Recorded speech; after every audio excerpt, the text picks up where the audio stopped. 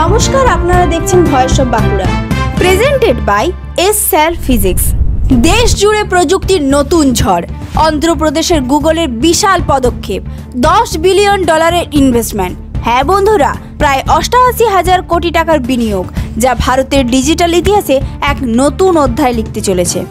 Google বেছে নিয়েছে অন্ধ্রপ্রদেশের বিশাখাপত্তনম। এখানেই তৈরি হবে বিশ্বের অন্যতম বৃহৎ ডেটা সেন্টার ও কৃত্রিম বুদ্ধিমত্তা অর্থাৎ এআই হাব। এই প্রকল্পে 5 বছরের মধ্যে গড়ে উঠবে 1 গিগাওয়াট ক্ষমতার বিশাল প্রযুক্তি ক্যাম্পাস, যেখান থেকে চলবে ভারতের ডিজিটাল ইকোসিস্টেমের নারী নক্ষত্র। এটা শুধু একটা ইনভেস্টমেন্ট নয়, এটা ভারতের ডেটা স্বাধীনতার যুদ্ধের সূচনা।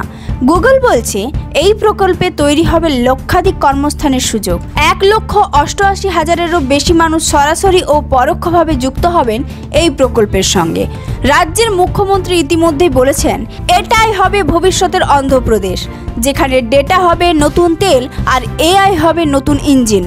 অর্থনীতিবিদদের মতে এই প্রকল্প রাজ্যের জিডিপিতে বছরে আনতে পারে 10,000 কোটি টাকারও বেশি বৃদ্ধি। তবে সবটাই কি এত সহজ? না। বিরোধী শিবিরের অভিযোগ, এই প্রকল্পে জমি অধিগ্রহণ ও নীতিগত জটিলতা তৈরি করছে রাজনৈতিক চাপ ও বেনামি জমির স্বার্থ রক্ষা। কেউ বলছেন এটা উন্নয়ন, আবার কেউ বলছেন কর্পোরেট দখল। কিন্তু প্রশ্ন হলো, এই বিশাল প্রযুক্তি বিপ্লব কি সত্যি ভারতের হাতে এনে দেবে বিশ্বের ডিজিটাল নেতৃত্ব, নাকি বিদেশ কোম্পানির হাতে আরও একবার চলে যাবে আমাদের ডেটা, আমাদের শক্তি? একদিকে চ্যালেঞ্জ, অন্যদিকে সুযোগ।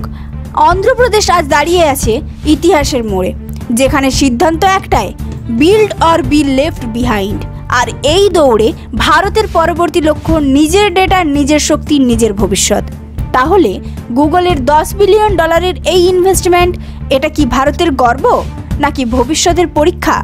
আপনার মত কি? কমেন্টে জানিয়ে দিন। আর এই খবর শেয়ার করুন, যাতে সবাই বুঝতে পারে ভারতের ডিজিটাল যুদ্ধ এখন শুরু হয়ে গিয়েছে।